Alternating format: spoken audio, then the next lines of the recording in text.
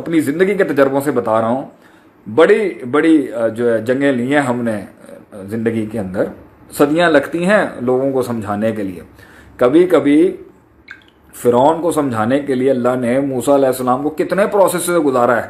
پہلے انہی کے گھر میں پالا, پھر وہ کیا, مطلب کتنا کچھ کیا, پھر جا کے اس پر حجت قائم کی, پھر ایک پروسیس سے اس کے ساتھ سامنے اس کو نیل ڈاؤن کیا کہ وہ نیچے آئے. نبی صلی اللہ علیہ وسلم کی تحریک آپ دیکھیں جی, پہلے مکے میں یہ دکھایا, پھر یہ دکھایا, پھر یہ دکھایا, پھر یہ دکھایا, پھر مطلب کتنا کچھ سے گزارا ہے اللہ تعالیٰ نے آپ صلی اللہ علیہ وسلم کو اون پہ یہ اسٹیبلش کرنے کے لیے کہ بھائی جان ہاتھ ہلکا کرتے ہیں آپ, ابھی بھی آپ ایک جینون ہستی کے ساتھ آپ زیادتی کر رہے ہیں یہاں پر. مگر نہیں ہو تو ایک پارٹی وقت کے ساتھ مان جائے گی, ایک پارٹی کچھ ہار کے بعد مان جائے گی, ایک پارٹی اینڈ تک جائے گی اور ٹکا کے آپ سے پنگے لے گی, اور ایک پارٹی ہوگی متکبروں کی جنہوں نے کسی حال میں دیکھنا ہی نہیں ہے, نہ اپنے اندر کوئی شر دیکھنا ہے, نہ آپ میں کوئی خیر دیکھنا ہے.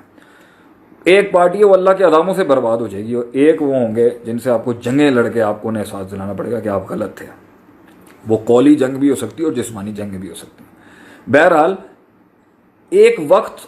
اور دوسری بات یہ, انسانوں کو یہ جو بھیک مانگنے کا بھی جو کانسیپٹ ہے نا, مطلب یہ الفاظ اچھے ہیں یار, اللہ کی خاطر معاف کر دے, میں تو اس سے اللہ کے لیے معافی, میں آج پوری قوم سے کہتا ہوں جی مجھے اللہ کے لیے معاف کر دیں جی, ہو گئی ہوں گی مجھ سے غلطیاں, مجھ سے جتنے ناراضگی ہیں میں ان سے بھی کہتا ہوں جی مجھ سے غلطیاں مجھے معاف کرتے ہیں, ٹھیک ہے جی, دانستہ گیا دانستہ جو بھی ہو.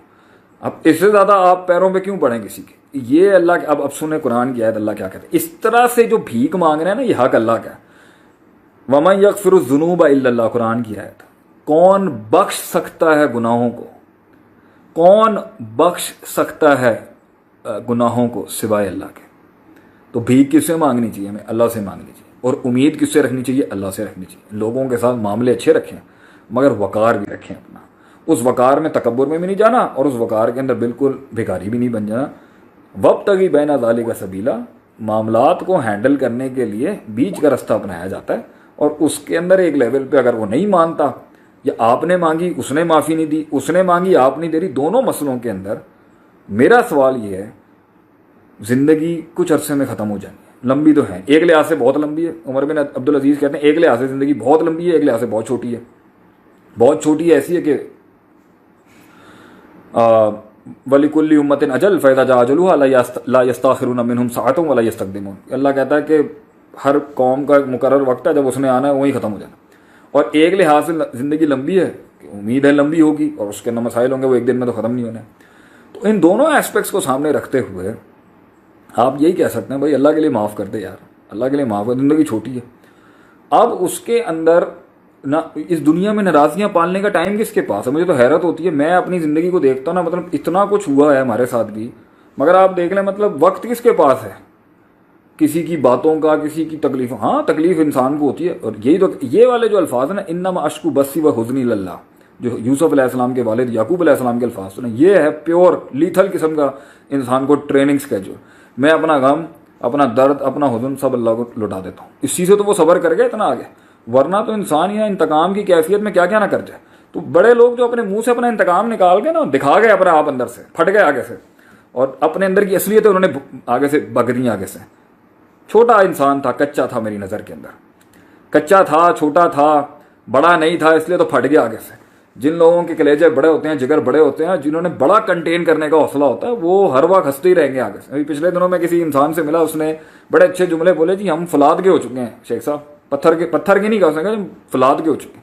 میں نے کہا چلیں یہ مت کہیے گا کہ پتھر کے ہو گئے, لیکن فلاد کا ہو گیا. اس کا مراد یہ تھی کہ دل بڑا کر لیا ہم نے اس فیلڈ کے اندر.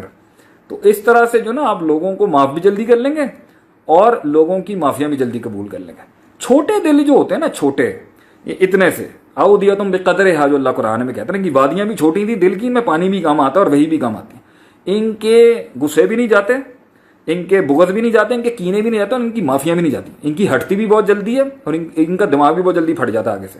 تو یہ چھوٹے لوگ ہیں, اللہ قرآن میں ان کو چھوٹا کہتا ہے. بڑے لوگ, ان کے حوصلے بڑے, ان کی بات بڑی, ان کی سوچ بڑی, ان کی برداشت بڑی, ان کا ضرب بڑا. آپ صلی اللہ علیہ وسلم نے اتنا ان لوگوں نے ظلم کیا. آپ صلی اللہ علیہ وسلم نے مکے میں جا کے کیا بولا, جو میں معاف کیا جی, سب کو معاف کیا میں نے. جو ابو سفیان رضی اللہ تعالی عنہ کے گھر میں جائے گا اس کو امان ہے, خلاص.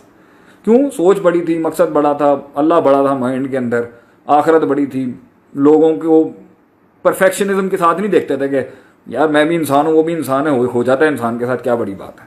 تو یہ چیزیں انسان کو نا دل بڑے کرتی ہے انسان کے. لیکن چھوٹے دلوں کے ساتھ جی بڑی ترقیوں کی بات نہیں ہوتی. پاکستانیوں میری تو آپ لوگوں کو ریکویسٹ, دل بڑے ہونے چاہیے, سوچ بڑی ہونی چاہیے. چھوٹی چھوٹی چیزوں کے اوپر ہم اڑا کے پھینک دیتے ہیں, رد کر دیتے ہیں اگلے کا, تردید کرتے ہیں, حیثیت ہی کچھ نہیں. اور آج کل تو جو مزاج جس سے میں خود بڑا لڑکے باہر نکلا, ایک غلطی دیکھی یا 5 غلطیاں دیکھی یا 10 غلطیاں دیکھی, اڑا کے ہی پھینک دیں اگلے کو جی, پورا کوئی خیر ہی نہیں ہے اس کے اندر, پورا شر بن گیا جی وہ آگے سے.